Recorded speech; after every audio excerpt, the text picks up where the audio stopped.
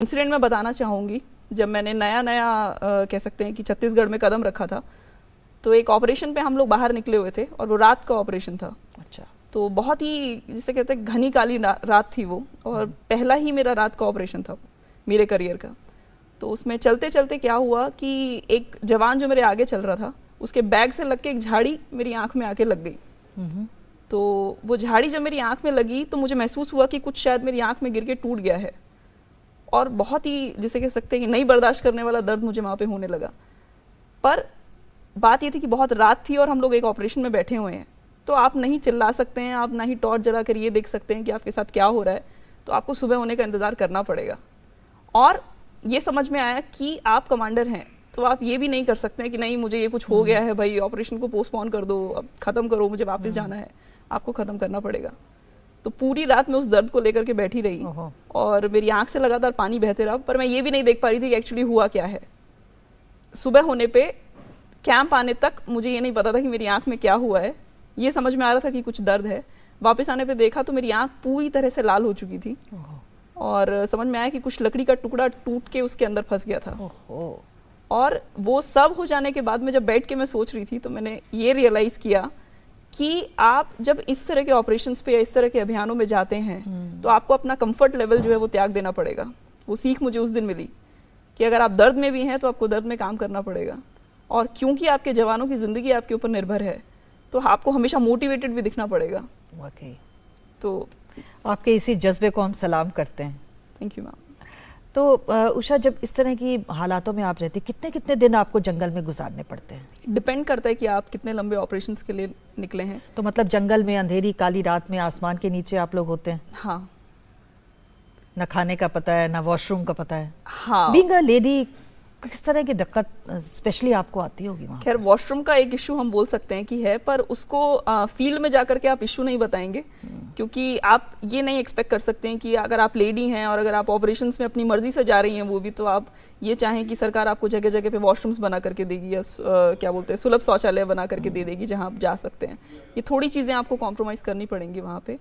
तो इसको कॉम्प्रोमाइज़ करना भी नहीं कहेंगे, it's part of your job basically. तो जब आप रात को सोते हैं तो क्या बिछा कर सोते हैं? एक प्लास्टिक शीट। अभी इसी फील्ड में है जी। तो कोबरा बटालियन में ही उनसे आपकी मुलाकात होगी और आपने जी हाँ शादी कर ली? जी हाँ, छत्तीसगढ़ में ही उनसे मुलाकात हुई। मेरे हस्बैंड डॉक्टर हैं। अच्छा, तो डॉक्टर होने के नाते तो वो तो ऑपरेशंस में नहीं रहते होंगे? नहीं, ऑपरेशंस में नहीं रहते हैं। वो हेडक्वार्टर्स में रहते होंगे? जी। तो मतलब आप ऑपरेशंस में और वो हेडक्वार्टर्स में, तो लोग कहते नहीं है कि उल्टा होना चाहिए था? लोग एक्चुअली कहते हैं कि थोड़ा ये रोल रिवर्सल हो गया है। हाँ। क्योंकि और इसके पीछे एक बहुत बड़ा रीजन ये भी है कि लोग इमेजिन नहीं करते कि लड़की जो है वो डॉक्टर या टीचर बनने को छोड़ करके कुछ और भी कर सकती है। हाँ। तो अब लड़की ऐसे फौजी वर्दी पहन करके बाहर निकल गई है, तो ये तो बड़ा ही अजीब सी बात है, ये कैसे हो सकता है? हाँ। और वो भी एक डॉक्टर ने उससे शादी कर ली। हाँ। तो डॉक्टर तो हमेशा डॉक्टर ढूंढेगा ना, वो क्यों ऐसी लड़की से शादी करेगा? हाँ। तो ऐसे है। पर मैं ये कहना चाहूंगी कि डॉक्टर्स की भी लाइफ बड़ी चैलेंजिंग है फोर्सेस में, क्योंकि मेरे हस्बैंड भी लगातार इवैक्यूएशंस में रहते हैं। ऑपरेशंस का हिस्सा वो नहीं है क्योंकि वो उनका काम नहीं है, पर हमारे जवान जो इंजर्ड हो जाते हैं उनको इवैक्यूएट करना, उनको सही सलामत अस्पताल पहुंचाना, टाइम पे उनको मेडिकल फैसिलिटीज देना, ये सब उनके काम है। अब आप यूनिफॉर्म में निकलते हैं, क्या शान है आपकी? कमांडो लिखा है एक तरफ, जंगल वॉरियर लिखा है, सामने सुनहरे अक्षरों में किरण लिखा है। तो इतनी सारा जब आप निकलती हैं बाहर यूनिफॉर्म में, लोगों का क्या रवैया रहता है? बहुत वो ही, किस तरह से देखते हैं आपको? मैं कहती हूँ बहुत ही रिस्पेक्ट के साथ देखते हैं वो, और बहुत ही मेस्मराइज होकर के देखते हैं। ये यूनिफॉर्म ये नहीं कहूँगी कि मैंने ही पहली बार पहनी है, पर बात ये कि किसी लड़की को देख करके यूनिफॉर्म में हमेशा इज्जत बढ़ जाती है। तो ऐसा लगता है कि हाँ, हमारे घरों की बेटियां जो हैं वो ऐसा कुछ कर सकती हैं। जब पिता ऐसा देखते हैं तो उनको लगता है कि मेरी बेटी जो है वो भी शायद ऐसा कुछ करेगी या वो भी शायद ऐसा कुछ बन पाएगी।